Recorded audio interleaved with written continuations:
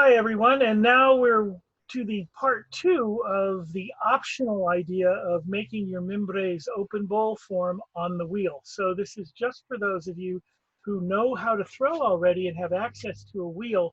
I wanted to demonstrate the second part of any thrown project, which is the trimming of the piece. So we have one of our bowls that you saw me throw. Actually, it was yesterday. Here it is. And you can see it's ready. It is quite ready to be trimmed. So I just want to go over basic trimming ideas. Most of you know them. There's really nothing different for a bowl, but I'll go over my method, which is that the first thing I do is I spend a moment or two with the piece and I feel the thickness right at the center, how much clay there is there. And then I feel the thickness right out at the edge of where the clay stops, where the foot area is going to be. And so I'll feel those thickness. And when I say I feel them, I put them in my head. I actually think like I've cut a line right through the middle of this. And I've felt these two thicknesses. And now I'm seeing like a cross section in my head. And I get a really good idea of that so that I know how much I can cut away. And you need to spend as much time as you need to make sure that you get a really good picture in your head of that, so that you can trim with great freedom and no concerns, that you trim with some courage and directness, so you don't hold back. So now the next step is going to happen over here on the wheel, and I will turn everything around so that you can see that. Let's now turn that down. There's our hula hoops just ready in case we need them. And there's the wheel. And I am going to now show you how I go about trimming these. I don't need too many tools for this. I just need, I'll show you. Let me get the back, has to go on the back pins there. There we go.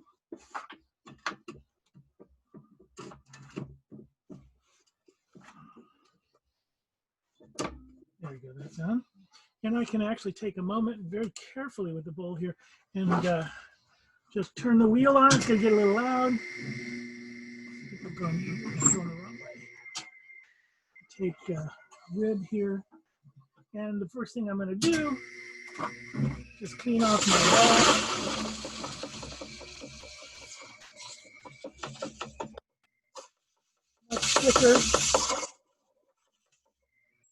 Much quicker to do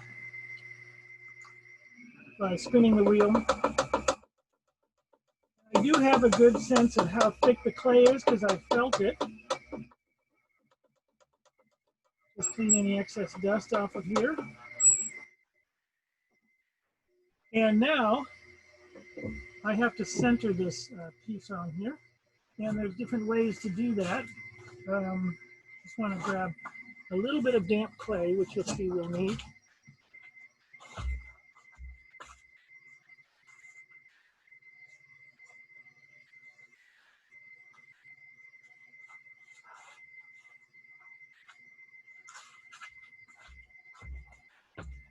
Okay, so now we're going to trim this. Now, in order to trim a pot, you know, it has to be ready for trimming, which means it's going to hold its form when you turn it upside down. And what I want ideally is the edge, the top, the lip to be very firm, the very top third of the pot, and then to have some softness here. So it's all about timing and catching it right at the right time. I'm going to center this. And this is the way I center with a finger, and where I feel it touch my finger, I push it away a little bit, and eventually it will be just beautifully centered, so that when my finger touches all the way around. That's about it right there. Now, you can also do a variation of this where you take a needle tool here, and you hold it very steady, bring it in slowly until it touches the clay, and it will leave a line. Now, this is something, some people do it this way. I used to do it this way all the time. And then I got into using my finger. It was just quicker and just a little more tactile. And so when the needle tool makes a mark all the way around, then you know you're in the right position. So that's getting it centered. So we have it so that it's damp on the bottom and it's stiff at the lip there. It's great. And when I trim at top speed. There's a reason for this because when you're going top speed, um, you're, it's easier to hold your tool steady and to get an even cut all the way around. The slower you go, the more steady you have to hold the tool because in order to make an even cut, you have to have the pot going around several times. And when I'm going top speed, that's happening. It's going around many times. You know, I don't know, 80 times a second, or 80 times a minute or something. So so it goes around very quickly. So if I go slower, then as it slowly spins around, I have to make sure my tool doesn't budge. Otherwise, it's going to be an uneven cut. So I go quickly for this kind of trimming where I want a very even and symmetrical situation. Now I'm taking this clay and I'm pinning it down. I'm using a lot more than usual because it's a big piece and there isn't much on the outside here to hold on to. And I usually just use 3 and I push the clay down towards the bat. I do not push it into the piece. That can lead to cracking if you put pressure on the lip. So I'm not going to do that. So here we go. And the only kind of aesthetic or functional consideration I have is the same with the hand-built pieces. I want to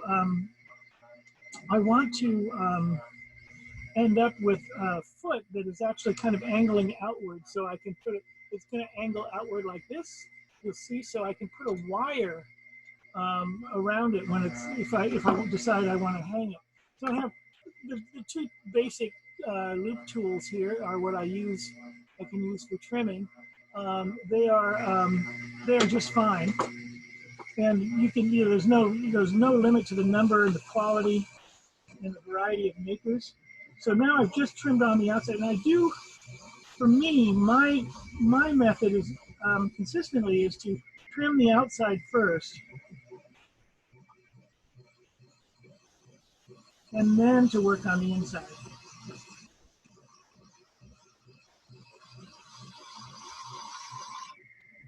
So I'm just trimming down the outside because there is some clay there to take away. Remember, I kind of have an idea about how much clay there might be because I felt it and really felt it before I got into the trimming. So that feels pretty good.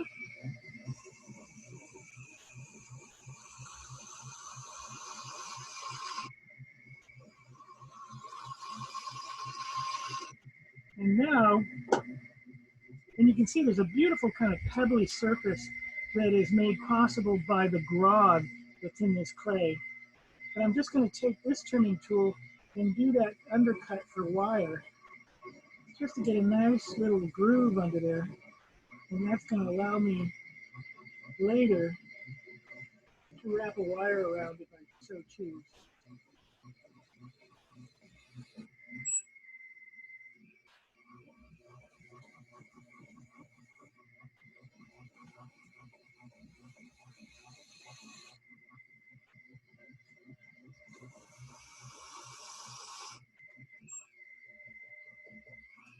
Good. And now I just have to cut out this excess here, and I can think about how thick I want it to be. That would be way too thin.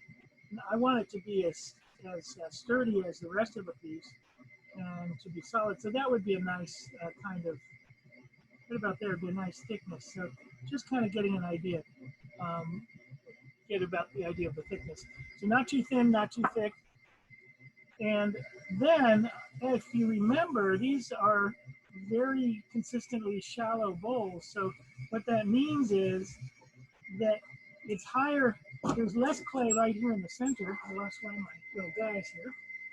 There's less clay right in the center and there's more clay here. So I can carve a little dip there and that will allow me to take out a little bit more clay. So I want the foot to follow the shape of the bowl. So I'll dig in deeper here.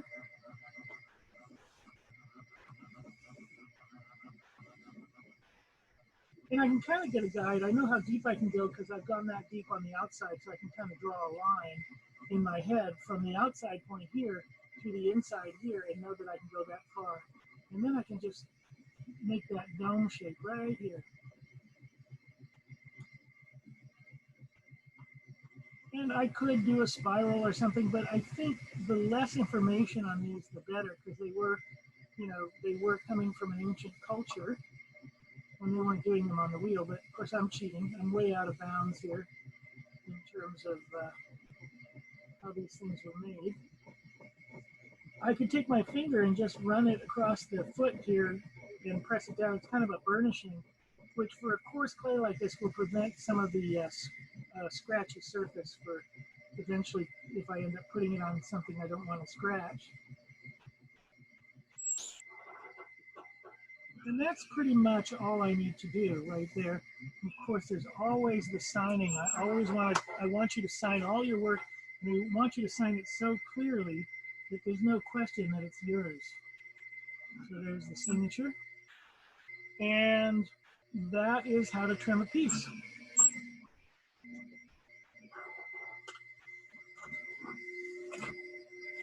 So more adventure to come. Our next demonstration will be how to decorate these with black and white slip. So that's our next plan. Until next time, stay safe, make art.